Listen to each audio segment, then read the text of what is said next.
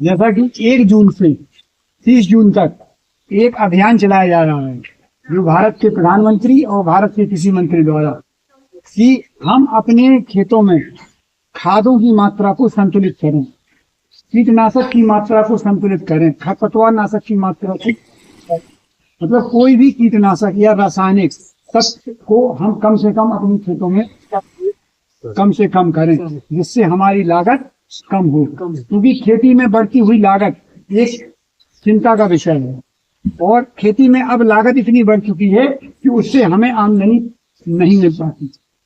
तो इसलिए हम आप सभी को अपने खेतों में खाद की मात्रा को कम करने के लिए हमें गोबर की खाद का प्रयोग, वर्मी कंपोस्ट का प्रयोग और जैविक कीटनाशकों का प्रयोग, ये सारी चीजों का प्रयोग करना होगा, तभी हमारी मृदा और हम स्वस्थ हैं। अगर हम इसी प्रकार से कीटनाशकों को खेतों में डालते रहेंगे तो एक दिन हमारी मिट्टी तो बीमार है ही है, और उसी मिट्टी के जो उत्पादन, जो अनाज हमारा आता है, और हम भी उससे बीमार हो जाएंगे। और हम बीमार हैं, पता तो यही है, मिट्टी भी बीमार और हम भी बीमार।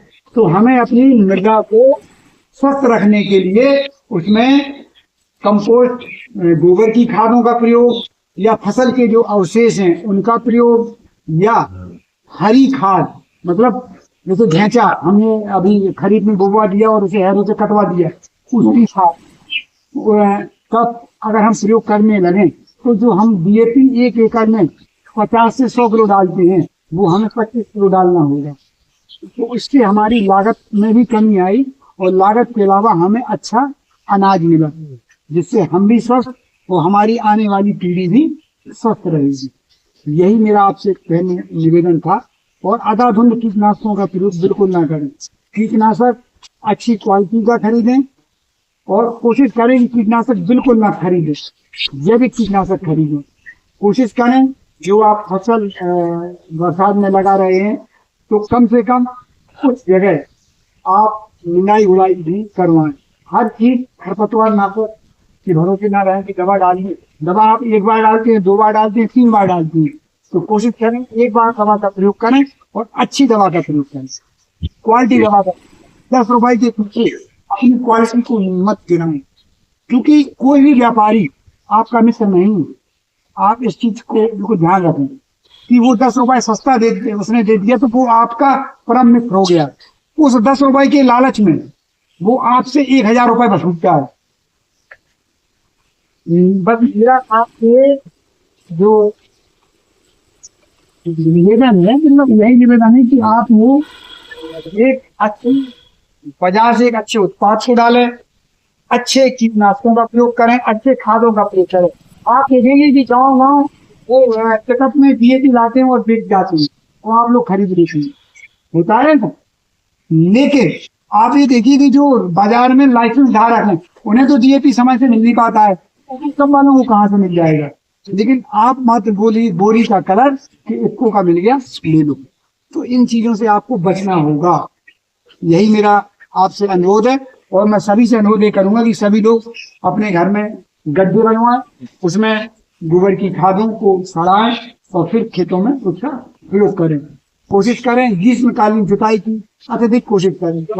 ग्रीष्मकालीन जुताइयां करते हैं तो जो भी हानिकारक कीड़े वगैरह हैं वो खत्म हो जाती हैं, जिससे हमें आने वाली फसलों में कीड़े कम लगती है। तो यही मेरा आपसे अनुरोध है कि आप लोग अपने घर में गोबर की खाद, फसल के अवशेषों को सड़ा करके उसका खाद बनाएं और खेतों में उसका खाद नहीं डालता कछु होगी। तो आपका सवाल सही है। अगर हम लगातार गोबर की खाद नहीं सही है, अगर हम लगातार गोबर की खादों का प्रयोग करें या नदियों में जहाँ गड्ढे हो जाते हैं और जहाँ वो पची हुई मिट्टी निकलती है उसको खेतों में डलवाएं तो हमारा धीरे धीरे हमारी मिट्टी स्वस्थ होगी। एकदम से हमारी मिट्टी स्वस्थ नहीं होगी। तालाब की मिट्टी खेतों में डलवाएं, ये सारी चीजें हैं भाई। तालाबों की मिट्टी खुदवा करके अगर हम खेतों में डलवाएं तो अरे वाह कौन डर पाउस में सिस्टम चल रहा गवर्नमेंट को वहीं की वहीं ला दो वहीं की वहीं भेजा सब हो जाती मेरा कहने का मतलब ये नहीं, मेरा कहने का मतलब है कि गवर्नमेंट के भरोसे ना रहो। आप अपना खुद तालाब से मिट्टी खुदवाओ और इन खेतों में डलवाओ।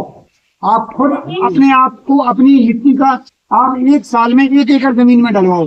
वो धीरे धीरे सारी जमीनों में डलाएंगे। फसल चक्र को अपनाओ, एक ही फसल के भरोसे ना रहो। ये मूंगफली तो मूंगफली तो फसल चक्र अपनाओ। गहरी जड़ वाली फसल, जैसे हमने तिली की फसल ली गहरी जड़ वाली या तेल वाली फसल, उसके बाद हम दाल वाली फसल का प्रयोग करें। तो इस तरीके से फसल चक्र को भी अपनाना होगा, तभी हम स्वस्थ अच्छा अनाज पैदा कर सकते हैं और अपनी जमीन की को बचा सकते हैं। धन्यवाद।